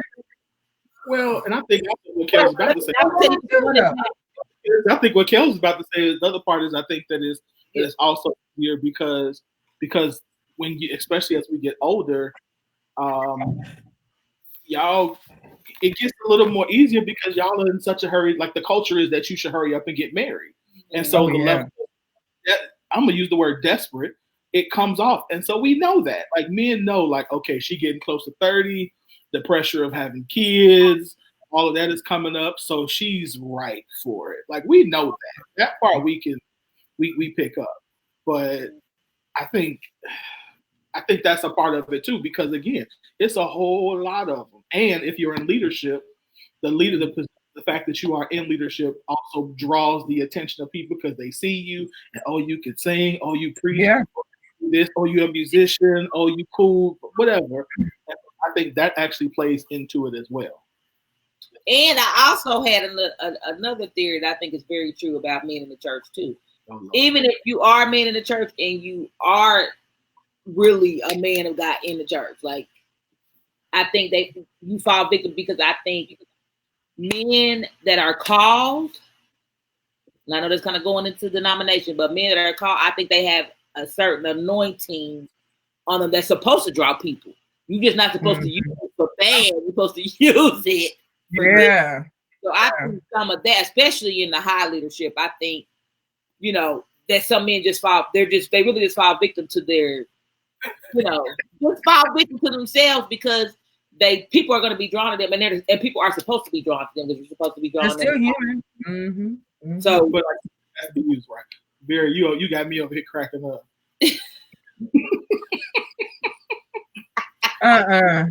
Yeah. Church musician groupies are a thing. Oh yeah, it's a whole section. Yeah. There's church musician groupies. There are preacher groupies. Like it's a thing. I mean that musician section. Actually, the drummer. A little hot over there. I used to want to play the drums just because I'll never say something about drums or keyboard. Yeah, any of the musicians. Yeah. James has said for all the time we've been together, the whole almost 18 years we've been together, he said if he could sing like his daddy, it would have been a rap. Like it would have been a rap. Like he said the Lord knew what he was doing by not letting me sing. Because Pops can sing, James doesn't sing, James makes music, but then Adrian can sing the damn roof off. So like it's completely over. Both of Pop's kids, both of his sons don't sing, but then them grandbabies, all of them sing. Like all of them. Both of his, all of them sing. So I'm like, but James will tell you in a minute, boy, had I been able to sing, because he was always at the church. He would have been in the choir. James, my husband, would have been who we talking about right now, Lord. Right.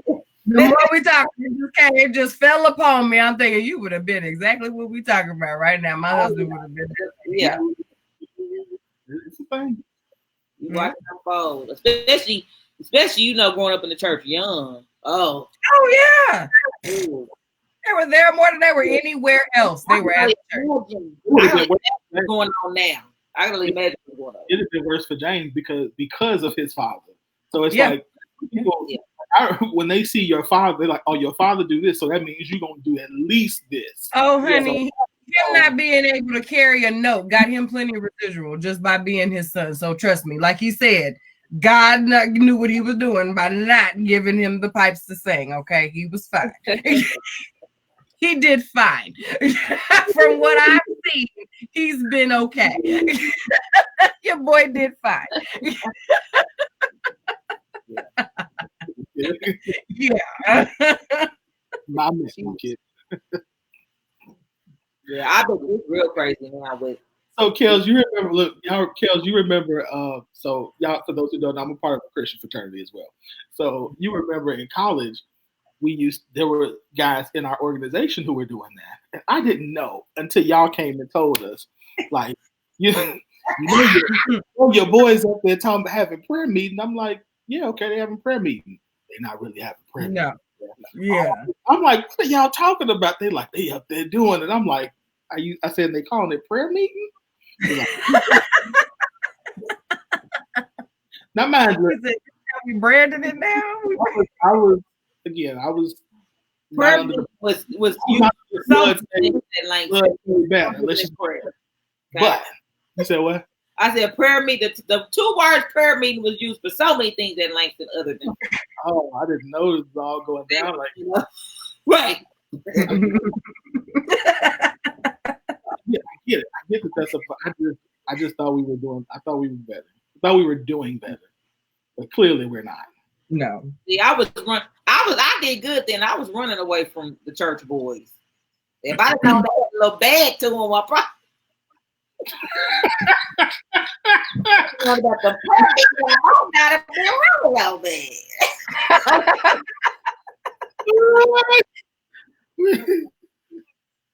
I was like, ooh, y'all what?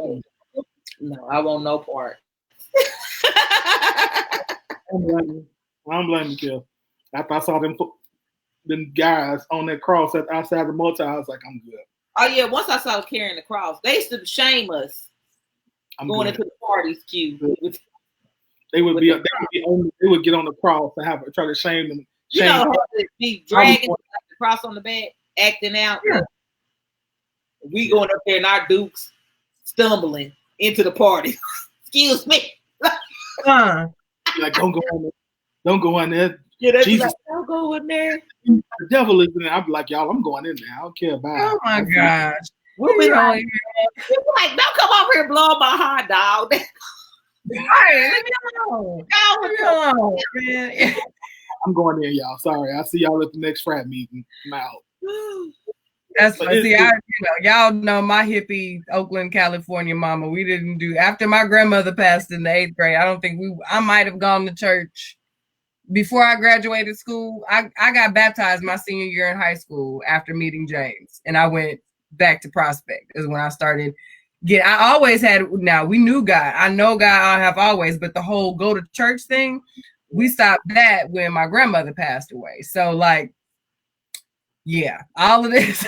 I went to an all-black school. My 8th grade through that year, the summer that my grandmother passed, we transitioned schools. I went from my United Nations artsy school, at Classen where everybody was there. I went to school with everybody from everywhere to 2 white people. That was the norm. Like it went from a complete switch, culture shock. Okay, so. Everybody went to church. Everybody lived in the same neighborhood. Everybody had grown up together. There was a thing, and I was like, nah. Like, just how they asked you who your people, it was what church do you go to? You know what I mean? Because Millwood is smack dab in the middle of the east side. You know what I mean? So it was what church? And it was like 5 churches that you could have gone to. So, and I'm like, don't do that. Like, we watch Scooby-Doo on Sunday mornings. Like, that's what we do. We sit in my mama's bed and watch Scooby-Doo on Sunday morning. That's our family time, So this is interesting, but it's always been from an observatory space. And I've always been able to see those guys that you're talking about, the prayer meeting fellas and the ones that wear the gold chains with the shirts buttoned up all the way up there. Like, that's always felt gimmicky to me. Like, it's always been one of them. No, like no. Okay. So it's funny to hear the conversations now from folks who have literally been raised in the church to know, one, how easily it can happen, and then how on the flip of that, y'all be like, nah, player, we see you too. Go and pray over there. So it's funny to me to see that literally from the outside looking in now. Now I do want to say, like, even from Alyssa's perspective, Alyssa says Fall Creek Christian Church Camp for Youth has a birth rate. That shocked me because it's funny to see that even growing up in a predominantly white church, it's the same thing growing up in a predominantly black church, evidently. Because the church camps. Well, because church teachers don't do it. And that and sorry, I know we do the whole abstinence thing, I feel that. But when it comes to teenagers, church teaches nothing but don't do it. So I'm not surprised that a youth camp related to Christianity has a birth rate. Like, honestly, like my eyes buggle when you really think about it. There's no other conversation other than don't do it. When your bodies are designed, since we want to talk about the grand design and what we're meant to do, that is literally what our bodies are meant to do. And it turns on with or without our permission. Like at a certain time when our bodies switch over to a certain age, boom. Now you looking at the other person totally different. This sandbox situation is not the same. You know what I mean? You're not Sunday school is different now. And when you send these kids off to church camp, they are not just praying. You are crazy. If you think they're off just praying and eat crackers and whatnot, that's not what's happening. You're stupid, parents. That's not happening. I'm sorry to tell you. Sorry, kids. I'm blowing Christmas. I'm blowing church camp, but parents, that's not what's happening. Sorry. Well, parents still want to believe. Stop it. Teen camps have birth rates. Stop thinking that. Like, say something else. Like, that's, I think, what is also hard for other people to accept or to buy into. Because if you know that you don't want, you know that there is something more than just, now, Susie, don't do that. You know what I mean? But then you want to then, why do I have to then defend my alternative parenting to a church of people who are not going to help me raise little Susie's baby if all we teach her is don't have a baby? You're going to shun my baby and put her on the back pew because little Susie couldn't keep her legs closed. Are you kidding me? So, like, for people who think about the whole child and actually love more than just the church, I'm going to say that. You know what I mean? Like, you have to be willing to have those conversations and include that in your conversation, or otherwise you sound naive. And to people who think critically, that doesn't make any sense. That just flat out doesn't make any sense. To send busloads of children off to cabins for months at a time with no communication and expect nobody to come back pregnant. Like, you're crazy. Like, that doesn't, it just doesn't happen that way. Sorry. Steps off. I'm stepping out of the pew now. Out of the pulpit now. Yeah, I think like I said, you hear it enough, you know it's happening, but it's just a bad look. Mm-hmm.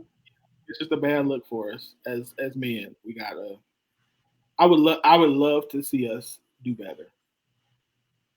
And I don't know how. I ain't gonna lie to you. I don't know how, but it would be nice for us to say, like, that we respect women. That for there to be a difference between the way we treat women versus the way other people treat them. It would be.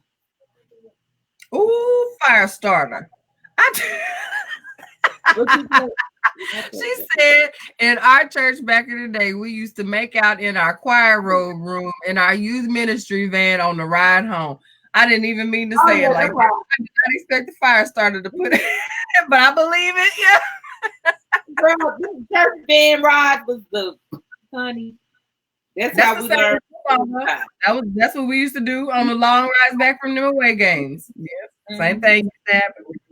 Away games. For real. Anyway, Erica says, why are men not challenged to be different? Because it's not the women in the church that's doing that. They are not allowed to act like that or tell me something different. But it's from my understanding that is not the way that the women of the cloth are getting down.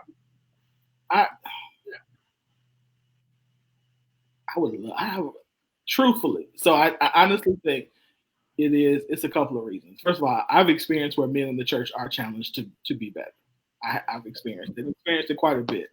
I think the overall picture of why it doesn't is a couple of reasons.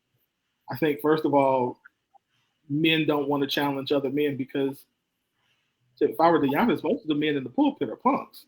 And so you don't want to tell another dude who you're afraid of or who you're afraid to lose that he needs to do better. I think that's part of it. I think part of it is it's very hard and difficult for me to tell you to do better when I'm not treating my wife right. I think that's a part of the problem too, and the fact that most men in the pew don't respect the man in the pulpit. They think that he's a pimp, and so because they think he's a pimp, that's why most of them. And they're not gonna. So you haven't done the work to gain the man in the pew's respect. So either he doesn't come, or if he does come, he doesn't want to be there. He's trying to hurry up and get out, or he's just looking at you like you're an idiot. Mm-hmm. So I think a lot of work has to be done from leadership to earn the respect of men, to be able to challenge men, to say, listen, men, we together have to be better men for our families, starting with me. Guess what? In the same way I'm going to stand in this pulpit and hold you accountable, it's the same way you get to hold me as the person standing in this pulpit accountable to the way I treat my wife and the way I treat my family. Come on, preacher. Preacher. And that conversation wouldn't have been so hard if all the pastors thought like that, man. I understand how, especially most pastors and musicians are they work together so closely. It seems like. I don't understand why there wouldn't be more of being accountable. Now they'll have a conversation with. I need you. No, I understand, but no, I'm saying they'll have a conversation about somebody being gay. They'll have that conversation. It doesn't affect our money. We out here trying to, because we trying to make a come up together. Right. So no, I don't. If the musician is a homosexual or something, they don't mind asking them. You know, if the church is saying, "Hey, such and such is wearing drag," you know what I mean? Like, I feel like they don't have a problem calling them out. But if it, in my experience, that's not true. In my experience, as long as it's not out publicly and you ain't out kissing your boyfriend in front of everybody, they not gonna say nothing to you. Especially if you're good. Now, if you're not good, then maybe. But it's some gay men that's been on that organ for years playing, and they not gonna say nothing to him, because guess what? If Mr. Sutton, whatever his name is, ain't on that organ, folks will stop giving that money. So they're not gonna bother him. It's if you're not good, or if they don't feel like they need you, then they will, again, like a punk, they will use the pulpit to bully you to try to push that agenda. I can see that. Just like ain't nobody gonna say nothing to the preacher, you know, to the choir member who hitting his wife. They're not gonna say nothing to him, because when he sing, the church go up. They're not gonna bother. Just like they're not gonna say nothing to the person giving all the money, because if they say something, the offering is gonna stop. Yeah, and Cicely, to piggyback on that, Cicely made a point. She said men also like to stay out of each other's business most times. Unfortunately, they will know that they will know that the woman's getting beat. They will know that, you know, whatever the case may be, and it is not in alignment with what that title should be and all of that. But until it is looking them dead at their feet, unless they walk in on him smacking her around and he gets seen walking in on the door, because honey, if he can walk in and walk out and not be seen, he gonna act like he never saw it type of situation. So, you know, that is something that I have to say, even outside of men of God, that has been the most frustrating as a woman of this age to encounter and hear from men about men and how they relate to each other. And I know this is we're going to be wrapping up soon, and this is probably a conversation that we'll have to have in greater depth with way more time. But this blanket and understood, that's your business. I'm gonna let that man handle him and that, you know what I mean? But be so willing to discuss and reprimand and correct women now, but are completely removed from correcting and approaching another man about something they know is wrong, and are willing to add context, environment, situation, all of these other things. Like, it's just so good, because this is not, it happens all the time. And we'll say, well, I mean, we see it happen. And so we will see Heisman Dodges of opportunities to stand up and be the man that you beat your chest and swear that you are, and that we should respect blindly because you got the testicles and you got the deep voice and you the leader. But then when you see that man being less than the man that you keep telling everybody that he should be, you gonna just, that ain't mine, that ain't mine, that ain't. But I'm supposed to submit. When are you supposed to stand up then? When do men stand up, and for whom, other than to correct women? Like, that is kind of why women are so aggressive when it comes to the correction. That I honestly see that, because I'm a woman who, first of all, I'm not single. I'm not looking for a man. Me being bitter towards a man serves me no purpose. My daughters are going to be dating the sons of these men that I'm trying to interact with. So me being bitter and trying to be aggressive towards men serves me no purpose. I'm honestly trying to understand. And I know Kels is, you got nieces, you got babies, you know, nieces and that are coming up. We're honestly trying to have a better understanding. But to have these conversations and to say, well, what about, when do you teach your sons to be better? Oh, see, here y'all go. But it's not Come on now. So that's where that pushback comes from. That's where that, because y'all not standing up towards each other, but y'all got all the bass in your voice when it comes to what women should be doing. You know what I mean? So, like, I don't, and I love men. Like, I will fight other women. I know it's a whole lot of chicks that don't fool with me because I call you out on your mess just like we be messing up. You know what I mean? But like, it is, I even messaged a person who's probably listening today and asked her, am I tripping? Because I'm feeling like I'm being extra bitchy lately. Like the stuff that I'm posting, like the conversations that I'm having feel a little extra. And she's like, no, it's just hard. Like these conversations are just hard and they shouldn't be.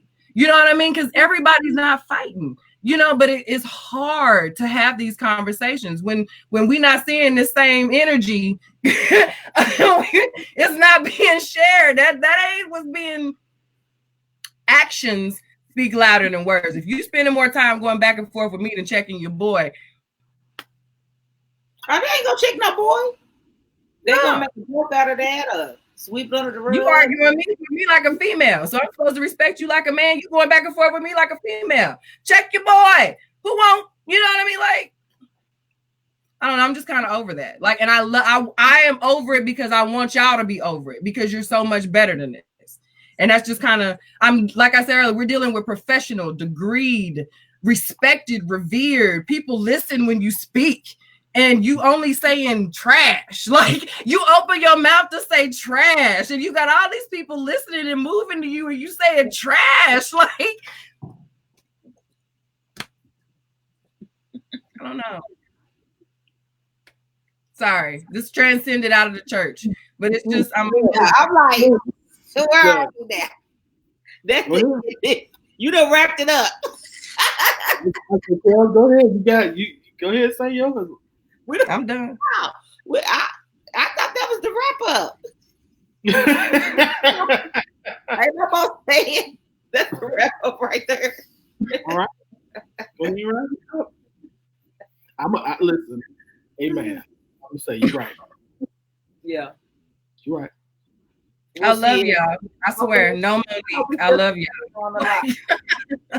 Hopefully, just being on the live that'll kind of take that to heart. Yeah. They not. They talking about me in their inbox right damn now.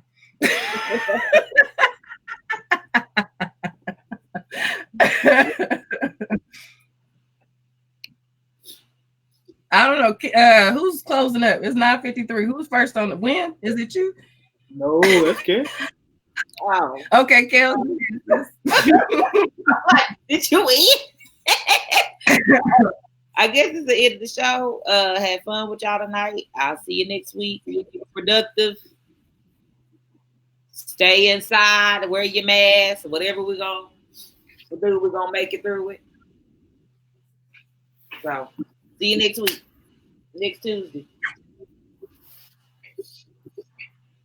Yes. It's me now. I'm in the middle. Yeah, thank y'all. Like I said at the beginning, this was a great show. Like I had so much fun. We had so much fun. So thank you guys for hanging out. I encourage you to share this live. I encourage you to go and slide over to my personal page and watch the live that happened before this show so that you could find out what the secret new product is so that you could be entered to get it. But yeah, so have a great week. I'll see you guys next Tuesday. I love y'all. First of all, let me say, great show, really good show. From beginning to end, y'all are awesome, and thank you. Let me, as a man, and I know, I hope that every man listened to what you two said and goes back and just listens, not from a defensive standpoint of view, but just listen. Y'all, the reality is for everything that both of you have said today reeks of love and of a desire to see us better. And so I appreciate y'all. So I appreciate all the comments. Thank you all for your comments. Again, a whole lot of love, a whole lot of accountability, a whole lot of responsibility. But guess what? I believe there's a reason God gave us these wide shoulders, because we can carry it. So just as they say, let's step up and do what we're supposed to do as men. So it's storming Is it? Oh, not Is here. it? Yeah, So- I saw it in the camera. But anyway, I ain't opening my door up. I don't hear nothing. What else? If you haven't hit the share buttons, you still do. You have time to get into the drawing. Out the winners tomorrow. Of course, make sure again that you support Kirby Kitten. You support Elements by Design, and of course, the Money Mentor. We've got another great show next Tuesday, so y'all make sure you tune in again and continue to again. If you have not gone and liked the Scoop, this Real Scoop Show Facebook page and Instagram and on Twitter, do that ASAPly. Other than that, I don't have anything else to add. Y'all got anything else? boy band. Yo, What'd you say? I said boy band out. We're gonna boy band. We early this week. We were late last week. Now we're early this week. We'll make up for it.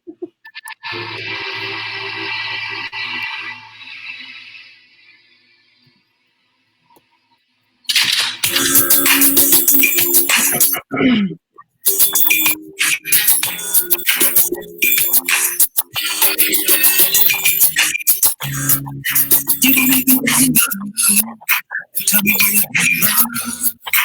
You can just get it. And you with me. Then you try to do me. Try to keep it low.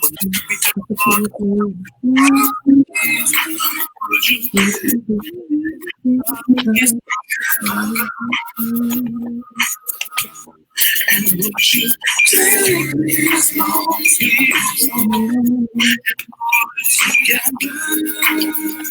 baby, if this is the love, I want you just can't give up. Can't you see the tears in my eyes? 'Cause I'm all true. Baby, you right. Just give me one more shot. If this is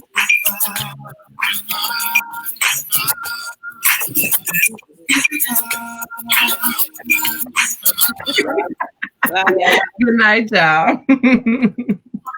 Love.